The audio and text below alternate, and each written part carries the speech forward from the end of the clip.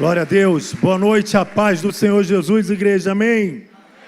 Que graça de Deus aqui nessa noite. Pode se assentar em nome de Jesus, irmãos. Que unção de Deus aqui nessa noite. Meus irmãos, eu quero dizer algo para você.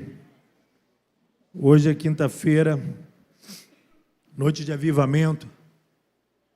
E se você chegou aqui nesse lugar, meu irmão, buscando uma resposta de Deus para a sua vida, talvez você entrou por essas portas preso a uma situação ou uma circunstância que você não consegue sair dela, só um milagre.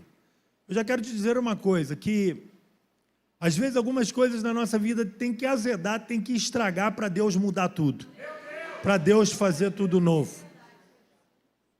E às vezes a situação ela precisa complicar, porque Deus é especialista em descomplicar, avivando e fazendo tudo novo.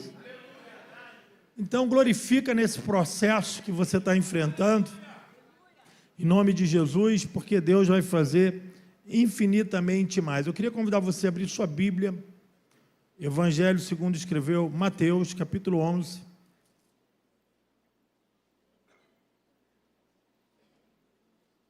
Mateus 11, do versículo 2 ao versículo de número 5.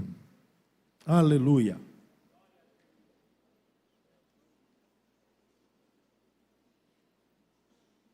Está aqui no telão, quem quiser acompanhar.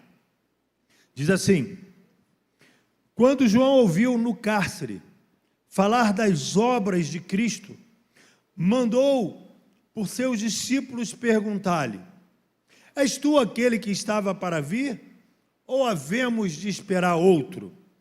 E Jesus respondendo disse-lhes: ide, e anunciai a João o que estáis ouvindo e vendo.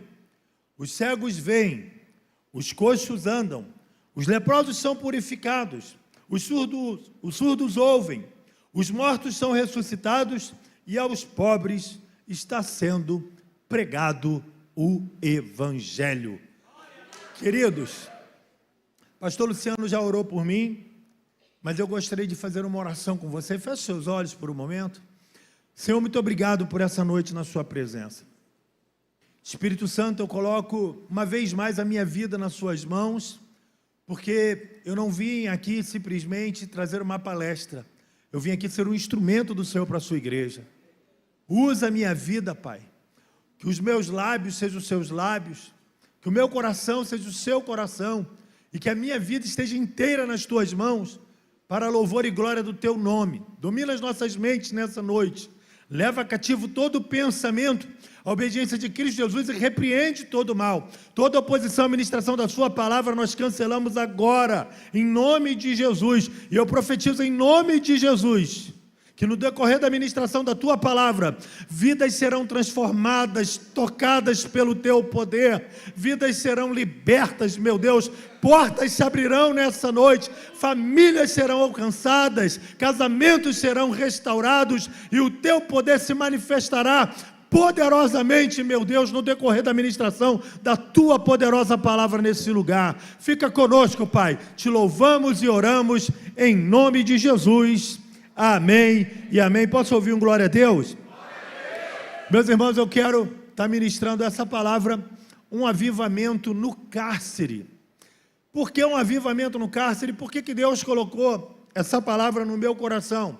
Porque são em momentos de dificuldade, são em momentos de lutas na vida, são em momentos que estamos presos a situações adversas, situações difíceis. Quem é que já teve preso a situações difíceis que só Deus para te tirar dela?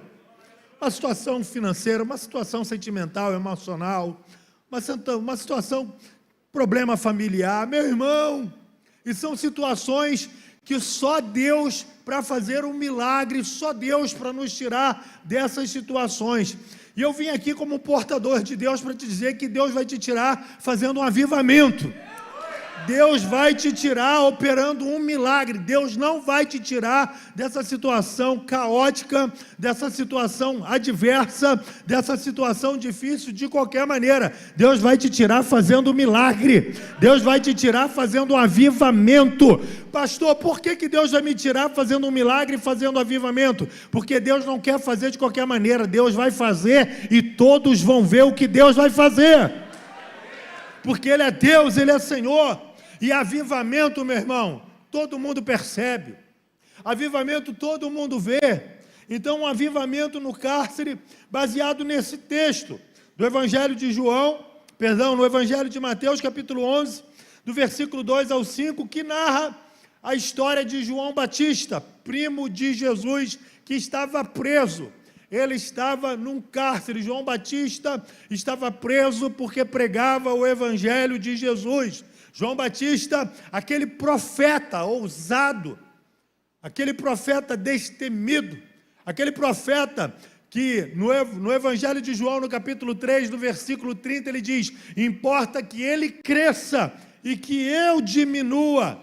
João Batista, que tinha uma mensagem exortativa e dizia: arrependei-vos e convertei-vos, porque é chegado o reino dos céus.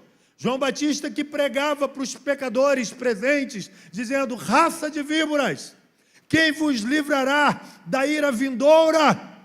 Quem vos livrará da ira do Senhor? João Batista, que anunciava e que batizava com água para o arrependimento, mas viria um que ele não era digno de desatar as alparcas dos seus pés, que batizaria com fogo e com o Espírito Santo. Essa era a mensagem de João Batista. João Batista, quando viu Jesus vindo na sua direção, ele disse: eis o Cordeiro de Deus, que tira o pecado do mundo. Deixa eu abrir um parênteses nessa introdução de mensagem para dizer algo para você. O Cordeiro de Deus continua tirando o pecado do mundo. Ele continua tirando o pecado do mundo. E estamos vivendo um tempo, meu irmão, de tanto pecado. E a palavra de Deus diz que o pecado faz distância entre o homem e Deus, mas o Cordeiro de Deus continua tirando o pecado do mundo. É por isso que a igreja não pode se cansar de levar o Cordeiro de Deus para o mundo, porque ele continua tirando o pecado do mundo. Ele continua, e graças a Deus que ele tira o pecado do mundo. Me ajuda a pregar, fala para o irmão que está ao seu lado: ele ainda tira o pecado do mundo, aleluia. Graças a Deus. João Batista, que batizou Jesus nas águas e viu a pomba descendo sobre ele de forma corpórea, viu o Espírito Santo descendo sobre Jesus. João Batista, que foi preso num cárcere porque pregou o adultério de Herodes publicamente. E João Batista, quando foi colocado num cárcere, meu irmão, aí a coisa complicou para João. E o cárcere de João Batista foi um cárcere que trouxe uma insegurança para ele. Foi o cárcere que gerou uma dúvida no coração de João Batista. Irmãos, somos pessoas de fé, somos pessoas como João Batista, pessoas de Deus. Mas quando a coisa fica difícil, mas quando a coisa, estremece, muitas pessoas ficam como João, a dúvida entra. João deixou a dúvida entrar. Muitas pessoas, quando estão presas a situações difíceis, a cárceres semelhantes a esses de João, ficam como João, a dúvida entra, deixa a dúvida entrar. O cárcere de João foi um cárcere da dúvida. E João envia seus discípulos para perguntar a Jesus se era ele mesmo ou se ele deveria esperar outro. Eu sei que você ouviu aqui que na minha introdução, João Batista viu Jesus, disse que ele era o Cordeiro de Deus que tirava o pecado do mundo, e sei que você ouviu também que João Batista viu a pomba descendo sobre ele, ouviu Deus falando que esse era o Filho amado, que o Senhor tinha prazer nele. João Batista ouviu tudo isso e viu tudo isso, mas no momento da dificuldade, ele pega 2 dos seus discípulos e manda ir até Jesus perguntar: olha, mestre, João nos enviou ao Senhor para perguntar se é o Senhor mesmo ou se devemos esperar por outro, porque a dúvida entrou no coração de João. E, queridos, acontece assim com muitos dos irmãos. Está na luta, está na primeira dificuldade, a dúvida entra. Pastor, Deus falou comigo isso, mas aí passa um vento no processo, a dúvida entra, recua, deixa de crer, deixa de acreditar. Teve experiência com Jesus, viu o Espírito Santo e ouviu Deus. João teve as 3 experiências. João viu Jesus e disse que ele era o Cordeiro de Deus que tirava o pecado do mundo. João viu o Espírito Santo descendo sobre Jesus. E João ouviu a voz de Deus bradar do céu. E no momento do cárcere teve dúvida. Irmãos, tem pessoas como João. Já ouviu Deus falar, já teve experiência com o Espírito Santo, já teve um encontro com Jesus, mas na hora do problema, na hora da dificuldade, a dúvida entra. E quando a dúvida entra, meu irmão, as coisas mudam. E João mandou 2 dos seus discípulos: vá lá, pergunta se é ele mesmo, ou se devemos esperar por outro. Porque não é normal João, estar nessa situação. Não é normal eu passar por isso. A gente pensa logo isso: eu, um servo de Deus, viver o que eu estou vivendo, passar o que eu estou passando. Deixa eu dizer uma coisa para você: você vive o que você vive e passa o que você passa por permissão de Deus. Porque Deus quer fazer algo maior sempre.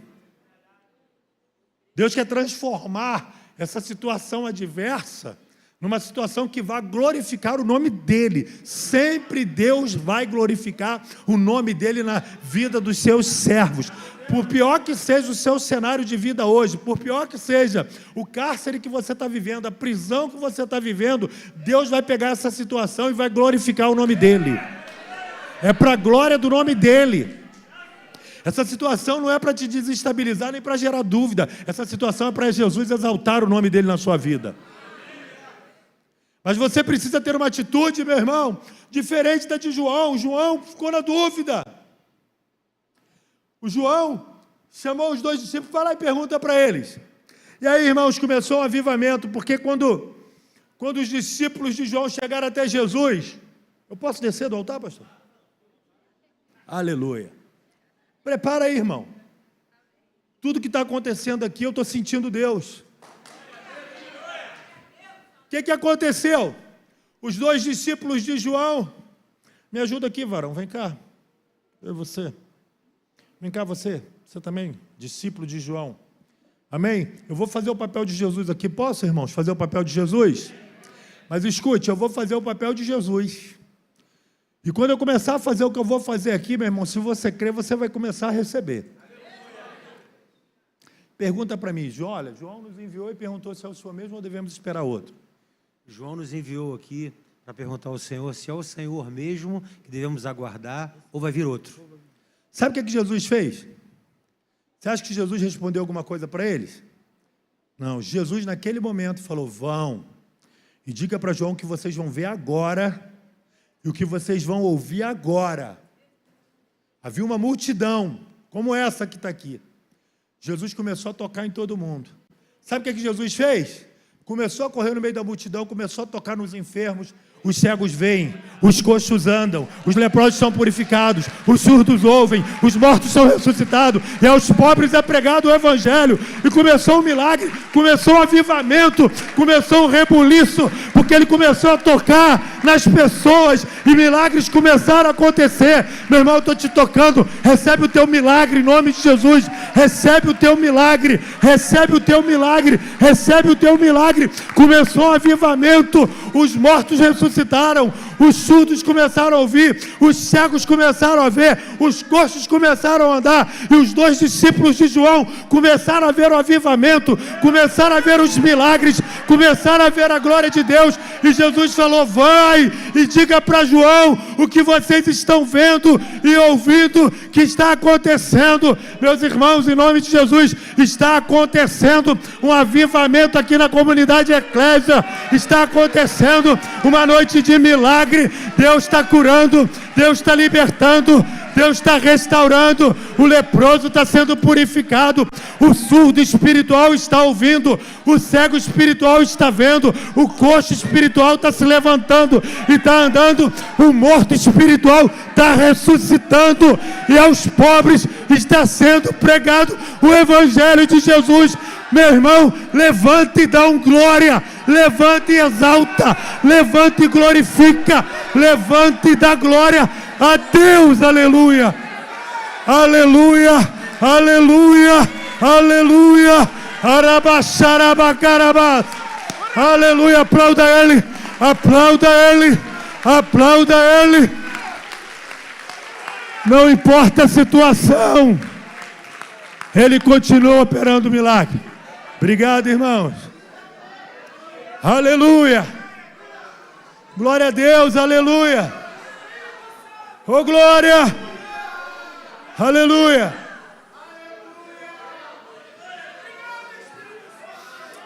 Rabacalabaxerebarabacarabahai. Aleluia.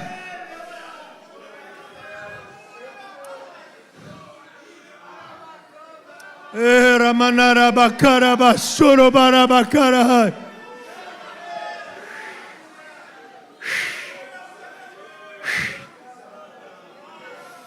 Era barabachorobarabaerebabacarabarabai. Aleluia. A quem diga: pastor, João Batista morreu, foi decapitado. Realmente, foi cabeça no prato e coroa na glória. Coroa na glória. Jesus deu testemunho de João, dos nascidos de mulher. Não houve profeta maior do que João Batista. Aleluia. Aleluia. O avivamento. Houve um rebuliço. Eu imagino os discípulos voltando e falando: tivemos com o mestre. Era ele mesmo. Ele mandou te dizer que era ele mesmo. Nós vimos. Antes nós ouvimos. Hoje nós testemunhamos que ele realmente é o Filho de Deus. Aleluia. Agora não é mais João, porque nós ouvimos. Agora é porque nós vemos. E porque nós testificamos que esse é verdadeiramente o Filho de Deus. Não deixa a dúvida entrar no teu coração, meu irmão. Você está tendo experiências poderosas com Jesus. Você tem testificado que Ele é o Filho de Deus e que Ele opera poderosamente. Aleluia. Aleluia. Glória a Deus. O cárcere de João foi um cárcere que gerou dúvida. Mas a Bíblia fala em 1 Reis, capítulo 19, do versículo 9 em diante, sobre o profeta Elias. O profeta Elias, ele se lançou dentro do cárcere. Por quê? Porque ele recebeu uma palavra contrária da maldita Jezabel. E ele teve medo, se deprimiu e se escondeu dentro da caverna. Então o cárcere do profeta Elias foi o cárcere do medo. Observe, o cárcere de João foi um cárcere da dúvida. O cárcere de João Batista foi o cárcere do medo. Que ele mesmo se jogou dentro do cárcere. Por causa de medo, insegurança, perseguição. E Elias, por causa de uma palavra contrária, se jogou dentro da caverna. Uma voz de uma mulher joga Elias dentro de uma caverna, mas a voz de Deus chama Elias para sair da caverna. Porque a voz que te joga não é a mesma voz que te tira. Aleluia. E você tem que estar sensível a isso. Porque Elias entrou dentro da caverna por causa da palavra contrária da maldita Jezabel. E Elias pediu a morte. Elias entrou em depressão, ficou com medo. E quantas pessoas estão no cárcere como de Elias, com medo, dentro do seu quarto em casa, não tem ânimo para sair de casa, não tem força para sair de casa. E muitas estão pedindo até mesmo a própria morte, quando na verdade muitas outras estão até mesmo se cortando. Deixa eu dizer uma coisa para você, se você não quer mais a sua vida, entrega ela para Jesus.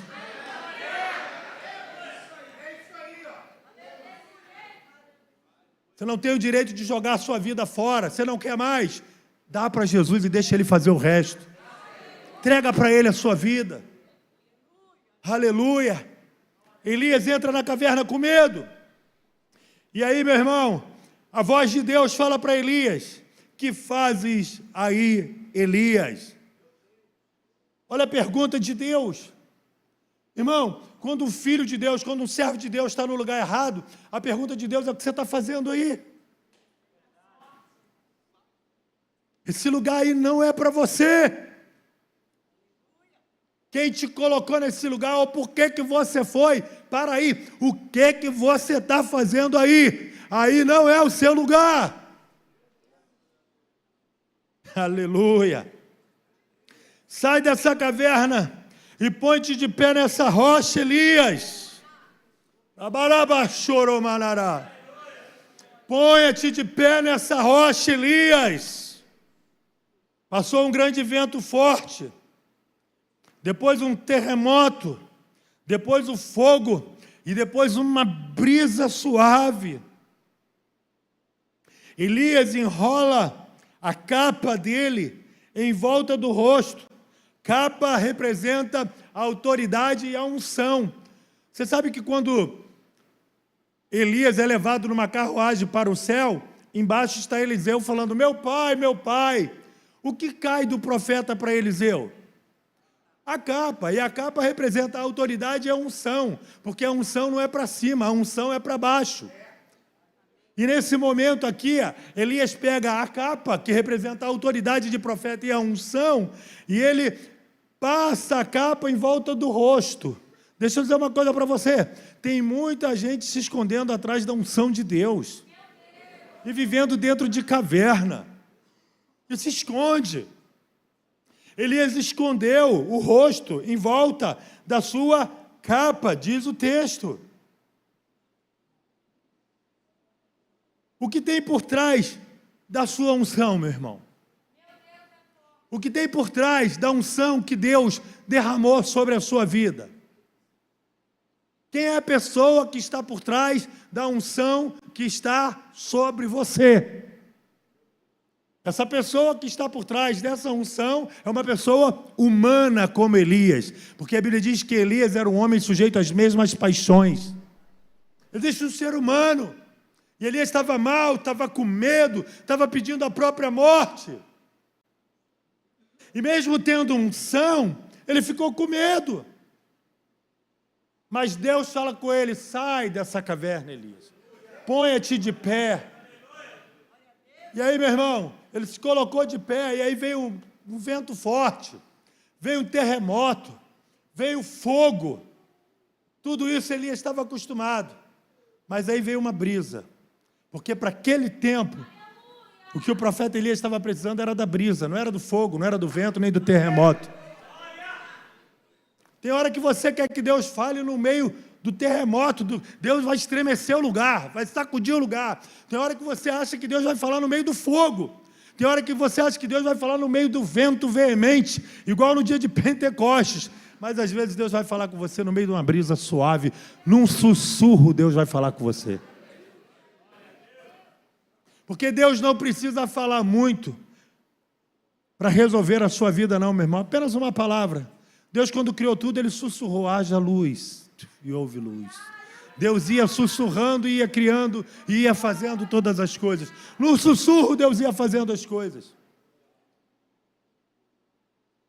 E Deus fala com Elias.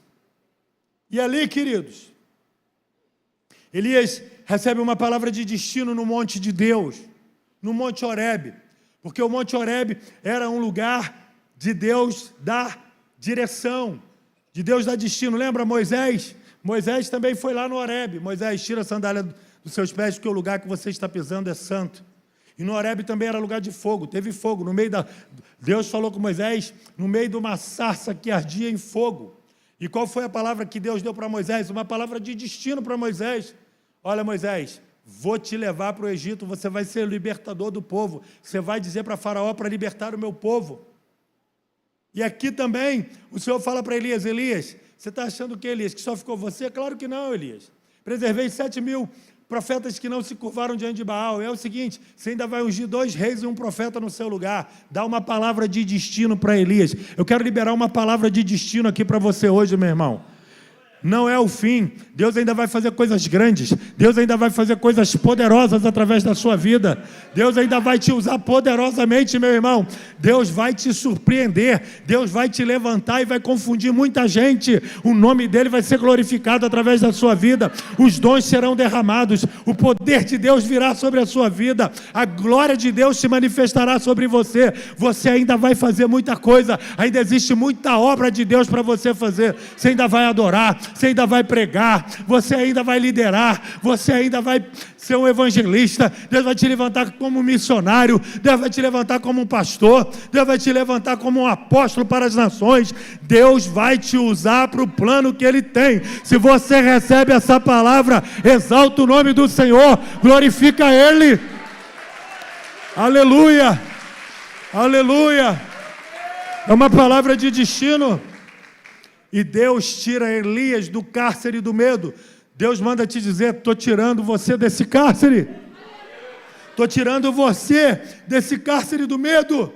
Estou avivando a sua vida. Fica firme na rocha. Estou falando com você através de uma brisa suave, porque a pessoa que está vivendo um tempo de medo, de depressão, ela não aguenta ninguém falando alto, gritando como eu aqui, irmão.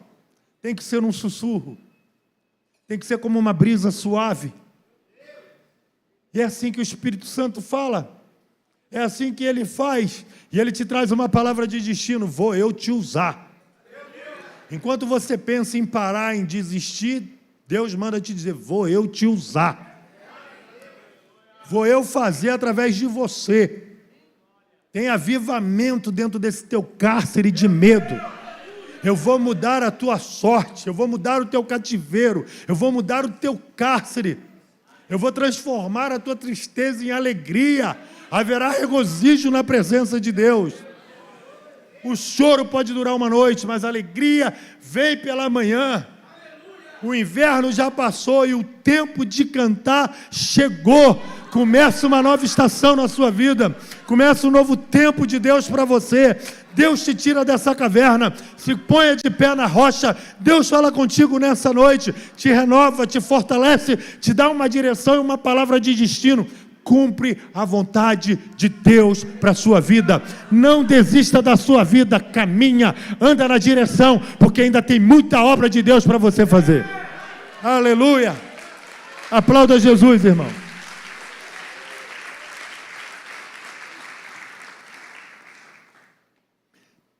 E o terceiro cárcere que eu queria compartilhar com vocês, está lá em Atos 16, do versículo 16 em diante, que fala da história de Paulo e Silas. Oh, glória! E esse cárcere aqui é um cárcere diferente do de João Batista, e é um cárcere diferente do cárcere de Elias. O cárcere de João Batista foi um cárcere de dúvida, o cárcere de Elias foi um cárcere de medo, mas o cárcere de Paulo e de Silas foi um cárcere da fé e da adoração. Meu Deus! Pastor, existe cárcere da fé e da adoração? Existe, eu vou provar para você à luz da Bíblia. Estava Paulo e Silas andando pela cidade, veio uma mulher com espírito de adivinhação. E a mulher com espírito de adivinhação falava assim no meio da rua: esses homens vos anunciam a palavra da salvação. Até o diabo conhece que a gente é de Deus. Até o diabo anuncia que a gente é de Deus. E Paulo se irritou com aquela mulher, com aquele espírito de adivinhação, olhou para a mulher endemoniada e falou: em nome de Jesus Cristo, saia dela. O demônio saiu da mulher. Gente, só que aquela mulher com aquele espírito de adivinhação dava lucro para os homens lá na cidade. E quando os homens viram que a mulher perdeu a utilidade, pegaram Paulo e Silas, levaram Paulo e Silas para as autoridades, na praça pública, e falaram: esses homens estão perturbando a ordem da cidade. Ah, irmão, quem tem o Espírito Santo, quem é profeta, quem prega o Evangelho é perturbador. Não importa, irmão, a gente tem que chegar no lugar e perturbar. Perturbar falando de Jesus, perturbar levando a salvação, Se isso é perturbação, eu sou um perturbador de Israel. Porque eu estou aqui para perturbar. Me ajuda aí, vira para o lado, para o irmão que está lá e fala: o pastor está aqui para te perturbar hoje. Você vai sair daqui perturbadíssimo hoje. Em nome de Jesus. E sabe o que aconteceu com Paulo e Silas, meus irmãos? Levaram os dois para a praça pública, falaram, entregaram para as autoridades, falaram: eles estão perturbando. E acredito que um dos homens falaram que eles expulsaram lá o negócio da mulher, acabou o lucro. O quê? Pegaram eles de vara, na praça. Lê lá Atos 16. Pegaram os dois, porque estavam pregando a palavra, e deram de vara nos dois na frente de todo mundo. Você acha que ficou só nisso? Depois que deram uma coça nos dois, no meio da praça pública, de vara, levaram para o cárcere, e botaram no cárcere interior ou inferior, no cárcere de baixo, e amarraram os dois, algemaram, acorrentaram aos troncos. Meu Deus! Perturbou pregando o evangelho, apanharam e foram presos. Irmãos, a palavra de Deus diz lá em Hebreus: lembrai-vos dos presos como presos com eles vocês estivessem. Eu já fiz um trabalho, alguns anos atrás, num presídio ali em Araruama. Ganhei muita vida para Jesus ali, muitas. Inclusive, pregando o evangelho no presídio. Passaram-se os anos, eu estava em Cabo Frio, num restaurante. Chegou um homem estranho para mim e falou: o senhor é o pastor Leonardo, não é? Eu falei: sou eu, sim, senhor. Pois não, querido. Eu queria dizer para o senhor que, uma vez, eu estava preso em Araruama. O senhor foi lá, pregou o evangelho, eu aceitei Jesus e hoje eu sou obreiro. Eu e a minha esposa começamos a chorar ali em Cabo Frio, com a vida daquele irmão, com aquele testemunho. E eu me lembro que no presídio, às vezes eu falando com os irmãos, que eu tratava todos como irmãos, e eu falava: rapaz, vamos louvar, levanta, vamos adorar o Senhor. Eu me lembro que eu abaixei perto de um cara muito triste. Eu falei: cara, se levanta, vamos adorar o Senhor. Ele fala: cara, aqui dentro desse lugar, ninguém tem motivo para cantar. Dentro desse lugar, eu não tenho motivo para cantar. Eu falei: pois bem, eu vim aqui te dar um motivo. Jesus é o motivo da nossa canção. Jesus é o motivo para você começar a cantar aqui dentro. Jesus é o motivo para você começar a adorar aqui dentro. Por que eu estou falando isso? Porque cárcere e prisão não é lugar onde as pessoas cantam. E a Bíblia diz, em Atos 16, que nesse cárcere, por volta da meia-noite, Paulo e Silas começaram a cantar e a orar. Meu Deus! Esse cárcere foi um cárcere da fé e da adoração. Por quê? Porque mesmo depois de uma coça, irmão, não sei você, se eu estou pregando o evangelho, eu levo uma coça na praça pública, sou preso num cárcere inferior e ainda algemado, eu vou entrar em parafuso. Talvez eu vou fazer igual a João Batista: Deus, eu fiz alguma coisa de errado, eu estou em pecado, eu dei brecha, o que houve? Apanhei e estou preso. Irmão, os caras apanharam, foram presos, tratado igual a delinquente, por pregarem Jesus, e começaram a adorar e a orar. Paulo cantava e Silas orava. Depois Silas cantava e Paulo orava, invertia. Cantava e orava, cantava e orava, cantava e orava, cantava e orava, cantava e orava, no meio do cárcere, no meio do problema, canta e ora, canta e ora, canta e ora, canta e ora, canta e ora, irmão. No cárcere de João ele teve dúvida, no cárcere de Elias ele teve medo, mas no cárcere de Paulo e Silas não. Foi fé, oração e adoração. Aleluia! Estamos diante de 3 cenários, de 3 circunstâncias, de 3 problemas.